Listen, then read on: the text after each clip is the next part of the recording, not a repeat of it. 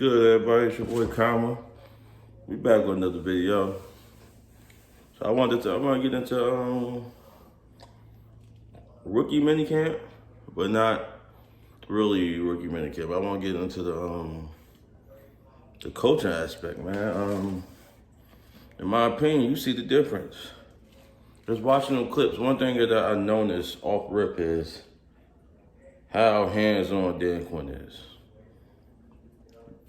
Not only how hands-on he is, he's actually in the middle doing drills, placing guys' arms in the right position, showing them like he's very particular when it comes to defense. You could tell that everything from hand placement to anything, pass rusher technique, like he's hands-on with everything.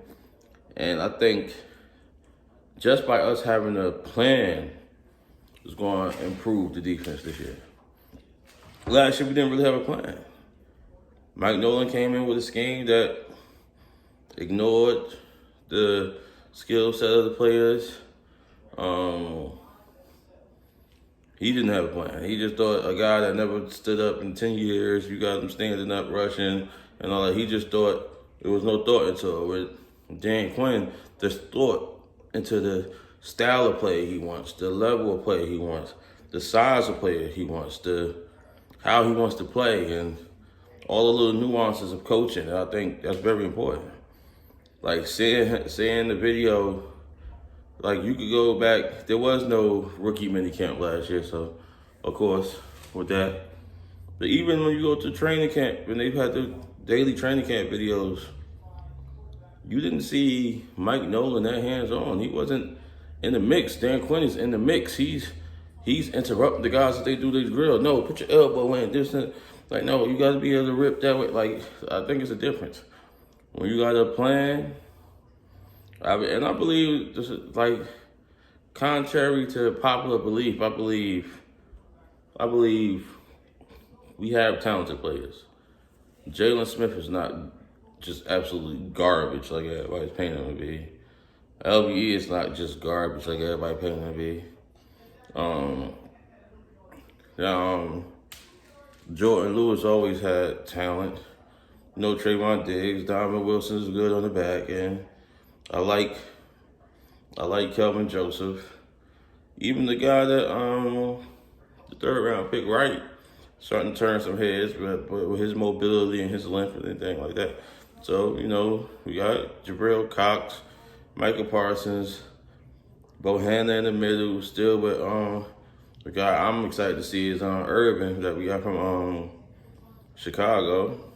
You got Gallimore, you got Tristan Hill, like on the edges. You got D-Law and Randy Gregory. I feel like this defense will be better than everybody thinks it will be.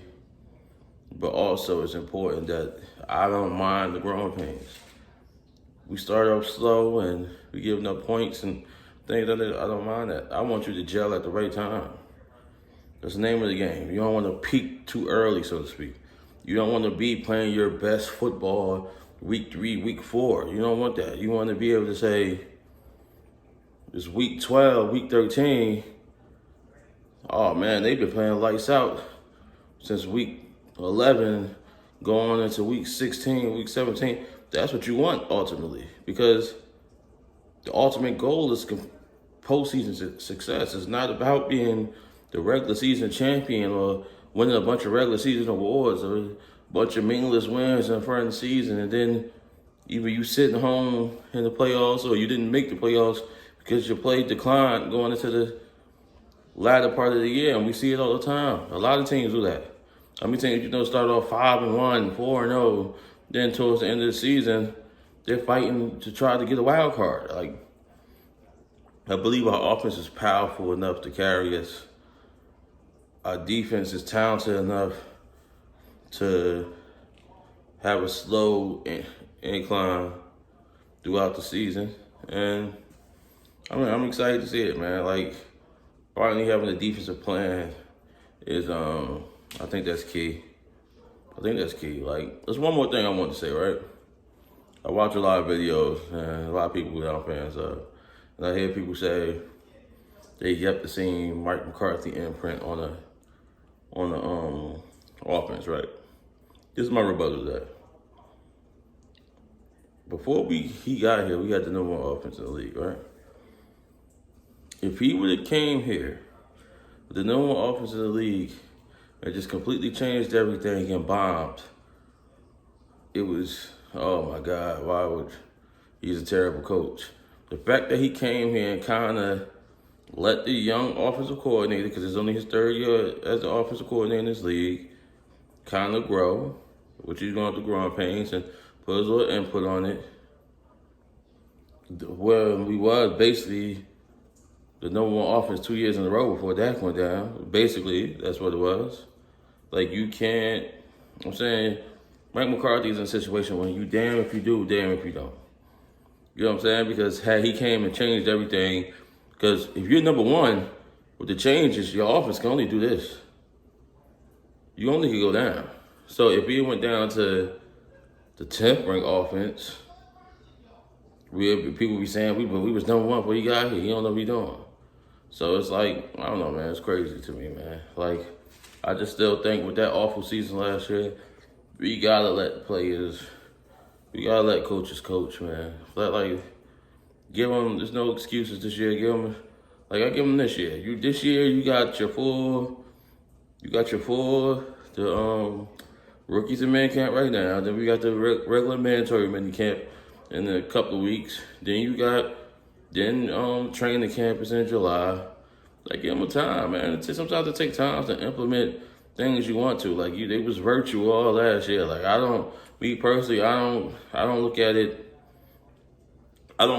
like it's a slight against them. Like, you gotta give people time to implement their things, because at the same time, we praise Riverboat Ron Rivera in Washington for the job he did with Washington. But in meanwhile, I only had one more win than we did. Like, with everything that was going on. Like, with a better defense. It's the same thing. Their bread and butter was defense. They had Chase Young and all of them. Our bread and butter was offense. But our offense, our quarterback and O-line was non-existent. It's the same thing. But, like, you just got to learn how to break it down. The media tell you that he's been terrible. The division was won with 7 wins last year. He did not do that much better than Mike McCarthy, despite what anybody might think. Same thing for Joe Judge. We had the same record. Nobody, really outcoached people. Yes, the teams improved, but at the same time, think about what the expectations was. We won 6 games. With a healthy quarterback, that could have easily been 9 or 10 games. And we're not having this discussion. That's just my quick thoughts. Yeah, let me know what y'all think in the comments. Always remember, like and subscribe. Comment. Salute.